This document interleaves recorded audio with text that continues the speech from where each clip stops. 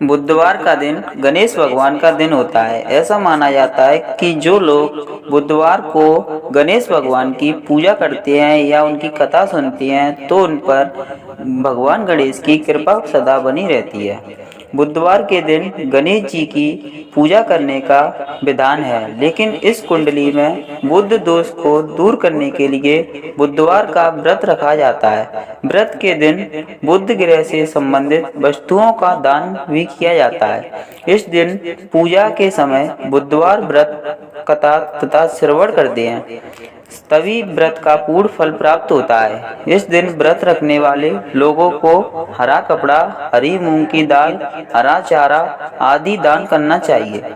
आइए जानते हैं बुधवार व्रत कथा के बारे में। पौराणिक कथा के अनुसार मधुसूदन नाम का एक व्यक्ति सत्तापुर नगर में रहता था। उसका विवाह पास के ही बलरामपुर की संगीता से हुआ था। वह सुंदर और सुशील थी।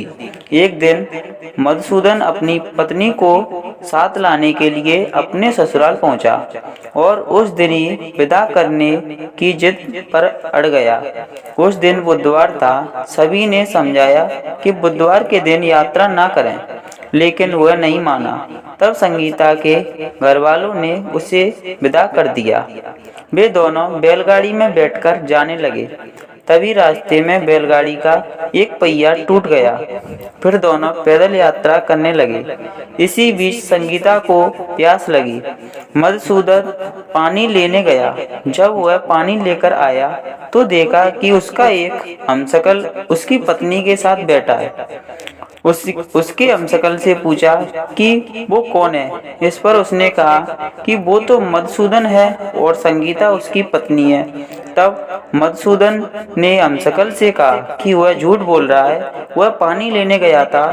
तब हमशक्ल ने कहा कि वह तो पानी लाकर अपनी पति को पिला भी दिया। अब दोनों के बीच संगीता के असली पत्नी होने को लेकर झगड़ा होने लगा। तभी राजा के सिपाही वहां आ गए। उन्होंने संगीता से पूछा कि उसका असली पति कौन है। तब वह जवाब नहीं दे पाई, क्योंकि वो खुद दुविधा में पड़ गई थी कि इस सिपाहियों ने उसको राजा के दरबार में पेश किया। पूरी बात सुनने के बाद राजा ने दोनों को जेल में डालने का आदेश दिया। तब मधुसूदन घबरा गया और बुद्धदेव को याद करके क्षमा मांगने लगा। तब आकाशवाणी हुई कि मधुसूदन, तुमने अपने ससुर और उनके परिवार की बात नहीं मानी थी। बुधवार को यात्रा की। यह सब भगवान बुद्धदेव से नाराज होने से हो रहा है। तब मधुसूदन ने कहा कि हे महाराज, उससे बड़ी गलती हो गई है। वह कभी भी बुधवार को यात्रा नहीं करेगा, हमेशा बुधवार का व्रत करेगा। क्षमा मांगने पर बुद्धदेव शांत हो गए और मधुसूदन को क्षमा कर दिया।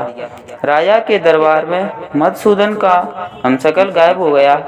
बुद्धदेव की कृपा से राजा ने मधुसूदन को संगीता को विदा कर दिया। वहां से जब वे आगे बढ़े तो रास्ते में बैलगाड़ी भी सही सलामत हालत में मिल गई।